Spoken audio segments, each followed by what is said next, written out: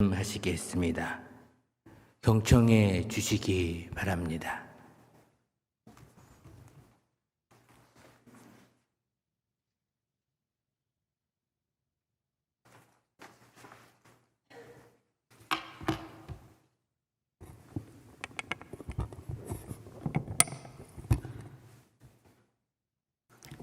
모시고 평안하십니까?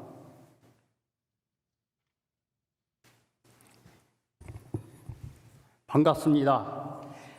작년 9월에 이어 오늘 두 번째로 대교당에서 여러 동덕님을 뵙고 이렇게 말씀을 드리게 된 것을 영광으로 생각합니다. 지난번에는 성경신법 4과에 대한 말씀으로 특히 법과 관련하여 교원 개정 등 제도 개선 필요성에 대해 말씀드렸죠. 이미 교원 개정안이 공부되었고 이번 주에는 대회에서 의결 과정을 밟게 됩니다. 교원 개정위원으로 활동한 저로서는 이번에 교우단 발전 차원에서 꼭 제도 개선이 이루어졌으면 하는 바람을 갖고 있습니다. 현재 국가 사회적인 차원에서도 헌법 개정 논의가 이루어지고 있죠. 이 기회에 반드시 헌법을 개정하여 87년 체제를 마감하고 미래를 여는 새로운 국가 체제를 탄생시켜야 한다는 여론이 점점 고조되고 있습니다. 이번 주 3월 20일 대회에 참석하시는 대원님들도 이런 시온의 흐름을 체감하고 계실 것이기에 현명한 판단을 하시리라 생각합니다. 오늘은 깨달음의 노래라는 제목으로 말씀드려 보겠습니다. 동덕님들께서는 설교 제목을 깨달음의 노래라고 하니 좀 의아하실 것입니다. 깨달음의 노래가 무엇일까? 무엇을 이야기하려고 하는 것일까? 라고 말입니다. 경전에 보면 강시라든지 우음 등의 시문이 실려 있죠. 저는 그런 시문을 읽다가 큰 감동이나 감흥이 있는 것을 경험했습니다. 아마도 이곳에 계신 동덕님들도 그러셨을 것으로 생각됩니다. 시는 대개 짧지만 압축되어 있어서 많은 것이 담겨 있죠. 음미할수록 깊은 맛이 느껴지는 것이 시라고 생각됩니다. 그래서 스승님들은 시를 통해서도 우리에게 깊은 가르침을 전하려고 했다고 생각합니다. 따라서 우리는 스승님들의 시를 숙독상미하는 공부도 중요하게 여길 필요가 있습니다. 그런 시 중에는 수도 과정에서 깨달은 경지를 나타낸 시도 있습니다. 저는 오늘 스승님들이 시나 노래 중에서 깨달음을 나타낸 것을 한번 찾아서 음미해보고 그것을 통해 평생 수도론을 이야기해보고자 합니다. 그럼 먼저 수은대신사님의 깨달음의 시와 노래에 대해 말씀드리겠습니다. 동덕님들은 경전에 수록된 시 중에서 수은대신사님의 깨달음의 시가 무엇이라고 생각하십니까? 저는 경전 86조, 경전을 가지고 계신 분들은 한번 같이 찾아보면서 음미해보는 것도 좋겠습니다. 86쪽에 나오는 수은대신사님의 시문 중에 첫 시가 깨달음을 나타낸 시라고 봅니다. 86쪽입니다. 겨우 한 가닥 길을 얻어 걸음걸음 험한 길 걸어가노라. 산 밖에 다시 산이 보이고 물 밖에 또 물을 만나도다. 다행히 물 밖에 물을 건너고 간신히 산 밖에 산을 넘어왔노라. 바야흐로 덜 넓은 곳에 이르니 비로소 대도가 있음을 깨달았노라. 이 시에는 수은대신사님의 10여 년간의 주유 천하 등 치열한 구두 과정이 오롯이 들어있고 결국에는 대도, 즉 큰 길이 있음을 깨달았다는 내용이 포함되어 있습니다. 또한 이 시를 음미하다 보면 마음길의 험난함을 촉으로 가는 길에 비유한 해월 신사님의 촉도와 깨달음의 과정을 은유로 표현하신 의암성사님의 입진경도 생각납니다. 그리고 우리는 이 시에서 수은대신사님의 대근기를 느낄 수 있습니다. 우리도 이런 수은대신사님의 끈기를 본받아서 끊임없이 정진해야겠습니다. 그러나 이 시는 대도 원각을 나타낸 시, 즉 대각시는 아니고 시각시 또는 초각시라고 생각됩니다. 그 이유는 마지막 구절을 보면 비로소 대도가 있음을 깨달았노라고 되어 있지 궁극의 대도를 깨달았노라고 한 것은 아니죠. 다만 대도, 큰 길을 발견한 것입니다. 대도를 발견했으니까 이제는 대도를 걸어갈 일이 남아있는 것입니다.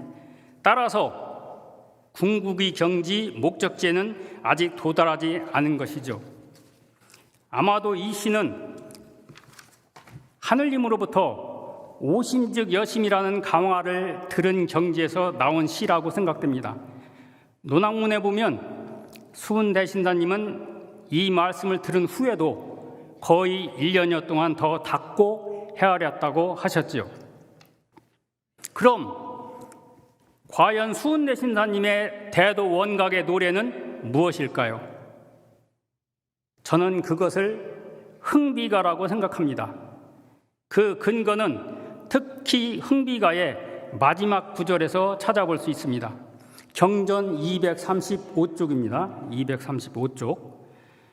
흥비가 마지막에 무궁이 살펴내어 무궁이 알았으면 무궁한 이울 속에 무궁한 내 아닌가 라고 노래하고 있습니다. 이것은 바로 무궁화의 경지를 말하는 것이므로 저는 흥비가가 대도 원각의 경지에서 읊은 노래라고 생각합니다. 또한 불연기연 역시 대도 원각의 경지에서 나온 글이라고 생각됩니다. 그 이유는 역시 불연기연의 마지막 구절에서 찾아볼 수 있습니다. 경전 63쪽입니다. 63쪽. 이러므로 기필키 어려운 것은 불연이요 판단하기 쉬운 것은 기연이라. 먼 데를 캐어 견지어 생각하면 그렇지 않고 또 그렇지 않은 일이요 조물자에 붙여보면 그렇고 또 그러한 이치인저. 이 글처럼 이 세상의 불가사의한 일들은 그 원인을 조물자, 즉 하느님에게서 찾으면 다 이해된다는 것이니 이것은 각천주의 경지에서 나온 글이라 생각합니다. 흥비가와 불연기연 모두 수은대신사님 만년의 저작입니다. 다음으로 해월신사님의 깨달음의 시는 무엇일까요?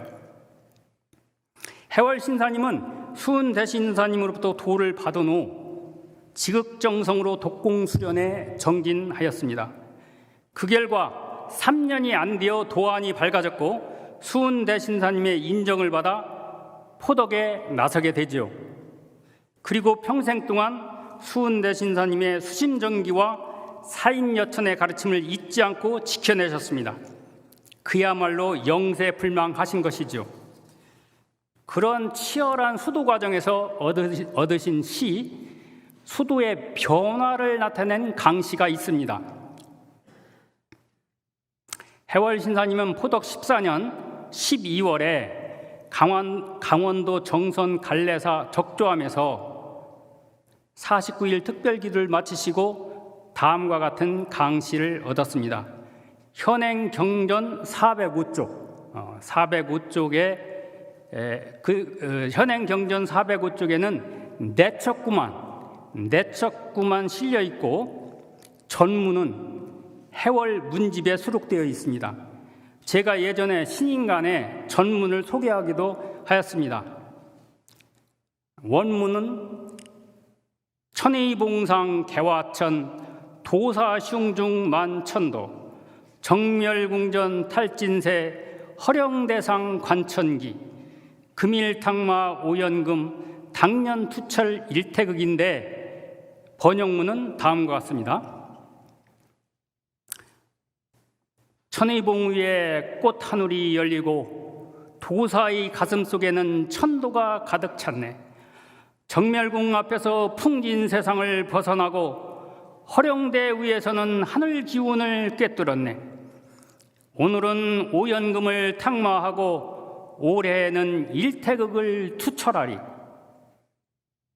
이 시를 음미해보면 적조암 주변의 천의봉이라는 산과 도사의 가슴, 갈래사의 정멸보궁과 허령대, 오연금이라는 검은고와 일태극이 적절하게 대응하고 있는데 백구가 아주 조화를 이룬 절묘한 시라고 느껴집니다.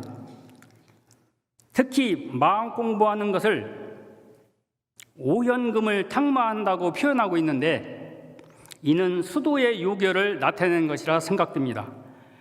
검은고를 연주할 때 너무 느슨하지도 않고 너무 팽팽하지도 않게 줄을 골라야 하듯이 마음 공부 역시 조급하게도 하지 말고 너무 태만하게 해서도 안 되지요. 해월 신사님은 또 다른 강시에서 이로운 것은 밤낮 활을 당기는 사이에 있다고 읊기도 하였습니다. 활 쏘는 방법 역시 검은고 타는 것과 같이 마음 공부의 비결을 나타낸다고 볼 수 있습니다. 그런데 이 시를 깊이 음미해 보면 아직 구경에는 이르지 못한 감이 있습니다. 그 이유는 마지막 구절, 즉 당년 투철 일태극을 살펴보면 아직은 태극의 이치에 투철하지 못한 느낌이 있기 때문입니다. 또한 날마다 공부를 더해가다 보면 올해에는, 당년에는 태극의 이치를 투철하게 깨친 날이 올 것으로 전망 혹은 기대하고 있음도 느낄 수 있기 때문입니다. 여러분들도 매일 이런 전망과 기대를 하고 계시죠?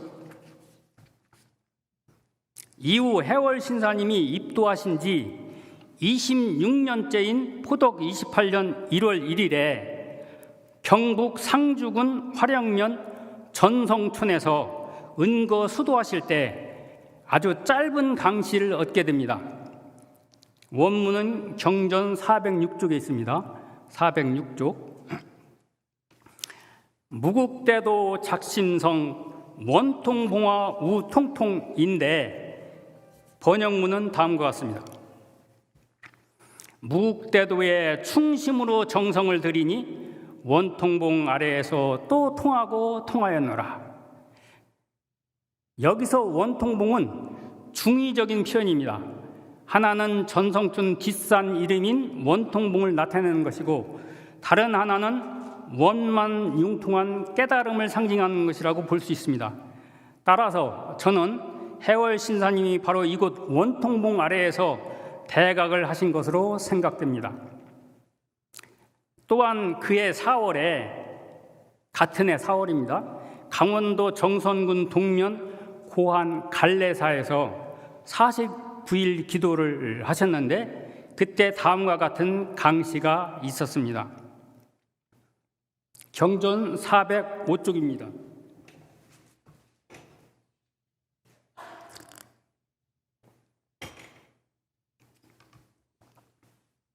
뜻 아니한 4월에 4월이 오니 금사 옥사 또 옥사로다. 오늘 내일 또 내일 무엇을 알고 또 무엇을 알리. 날이 가고 달이 오고 새날이 오니 천지정신이 나로 하여금 깨닫게 하도다. 이 시를 음미해 보면 천지정신, 즉 하늘님이 깨달음을 주셨다는 것을 알 수 있습니다. 이후 해월 신사님은 천지조화가 들어있는 내칙과 내소두문을 직접 지어 반포하고 가르치게 됩니다. 마지막으로 의암성사님의 깨달음의 시에 대해 말씀드려 볼까 합니다. 의암성사님은 22세의 젊은 나이에 입도하신 후에 그동안의 그릇된 습관을 끊어버리시고 2년간의 용맹정진으로 환골탈태하신 분입니다. 그 후 해월 신사님을 만나 뵙고 직접 가르침을 받아 하루 주문 3만 독씩 읽으면서 독공수련에 전념하여 결국 대각을 하셨습니다. 의암성사님이 포독 50년 12월 통도사 내원함에서 49일 기도 중에 지은 다음과 같은 시가 있습니다. 경전 778쪽입니다. 의암성사님 시는 많아가지고 굉장히 많은데 778쪽입니다. 778쪽에 나옵니다. 마음을 지킨 지 30년에 처음으로 별다른 하늘과 또한 빈 것이 있음을 보았고, 가벼운 바람이 호련히 티끌머리에 일어나니 좌우가 한 하늘임에 의심이 없도다.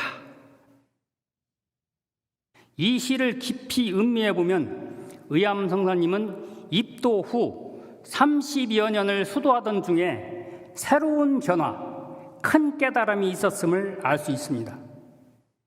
의암성사님은 포독 23년 22세에 입도하셨으니까 30년 후면 50대가 되죠. 이 시를 보면 이때쯤에 지금까지와는 다른 하늘과 공적계를 깨달았다는 것을 알 수 있습니다. 교사를 살펴보면 의암성사님은 이 시를 지은 후에 무체법경과 성령 출세서를 발표합니다. 그리고 이신환성의 수도를 강조하게 됩니다. 그런데 의암성사님의 큰 깨달음을 나타낸 시로는 지으신 시기가 불명확한 다음과 같은 시도 있습니다. 경전 742쪽입니다. 경전 742쪽. 천지 일월이 가슴속에 드니 천지가 큰 것이 아니오 내 마음이 큰 것이라. 군자의 말과 행동은 천지를 움직이나니 천지조화는 내 마음대로 할 것이니라. 이 시를 살펴보면 각심하여 마음을 깨달아서 천지조화를 임의로 하는 도통군자의 경지를 표현한 것임을 알 수 있습니다. 해월 신사님은 아까 독공에서 읽은 것과 같이 개심과 도통을 구분하여 말씀하셨습니다. 제갈량이나 강태공은 약간 마음이 열린 개심의 경지라고 하시면서 도통은 천지조화를 능히 행할 수 있어야 한다고 말씀하셨습니다. 이 말씀을 기준으로 분석해 보면 이 시가 의암성사님의 큰 깨달음의 시라고 볼 수 있습니다. 동덕 여러분, 지금까지 음미해 본 수은대신사님과 해월신사님, 그리고 의암성사님의 깨달음의 시나 노래를 통해서 알 수 있는 것은 무엇이며 우리가 배워야 할 것은 무엇일까요? 그것은 바로 스승님들은 공통적으로 평생 동안 쉼없는 수도 과정에서 하늘님의 감흥으로 정신개벽을 이루어 새로운 깨달음을 얻었고, 이를 통해 변화된 가르침을 펼치셨다는 것입니다. 따라서 우리도 이러한 스승님들의 수도 과정을 본받아 지금의 경주에 안주하지 말고 헌옷 벗듯이 하면서 용맹정진에 나가야겠습니다. 의암성사님께서는 포덕 46년 1905년 을사년, 올해와 같은 그 을사년에 동학을 천도교로 대고천하하면서 국문권도문뿐만 아니라, 이 국문권도문은 경전에 나와 있죠. 한문권도문도 지으셨고 종령 제11호로 발표하셨습니다. 길지 않은 글인데 제가 한문권도문의 핵심 부분이라고 생각되는 것을 나름대로 번역한 것은 다음과 같습니다. 한문권도문입니다. 모신다는 것은 내가 나를 공경합니다. 지극한 공경이라야 마음이 정해져서 조화의 기틀이 나오니 어찌 정하라고 이르지 아니하리요. 마음은 끌리기 쉬워서 세간마에게 쉽게 빼앗기게 되니 빼앗기면 미혹하게 된다. 수련의 결과가 정력이다. 정력이 있어야 깨닫게 되니 어찌 거듭 지라고 이르지 아니하리요. 잊어버리면 조화의 깃들이 뒤로 물러나게 되니 잊지 말아야 영세라고 할 것이요, 영세토록 잊지 말아야 통하게 된다. 통해야 하늘님 지혜를 얻게 된다. 여기에서 아까 정력이라는 말을 제가 썼는데, 그 정력은 우리 조화정할 때 정할 정자의 정력입니다. 보통 사용하는 정력이라는 말과 다르다는 것을 이해해 주시기 바랍니다.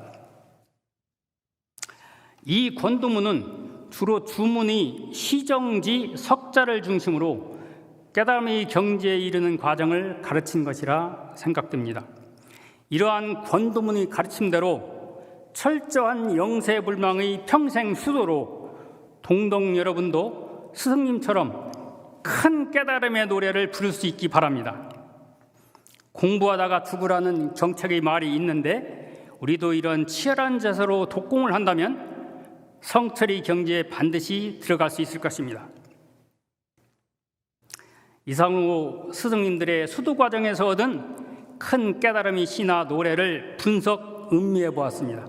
그 요지는 우리 역시 스승님들처럼 쉼없는 평생 수도자로 살아가면서 현재에 안주하지 말고 날마다 새롭게 변화 발전하여 기필코 하늘님의 감흥을 받아 정신개벽을 이루자는 말씀입니다. 끝으로 이번 대회가 교단 중흥의 계기가 되기를 간절히 기원하고, 동덕 여러분 모두 하루속히 모든 장애로부터 해탈하여 자유자재한 지상 신선이 되시기를 신고드리면서 설교 말씀을 마치겠습니다. 감사합니다.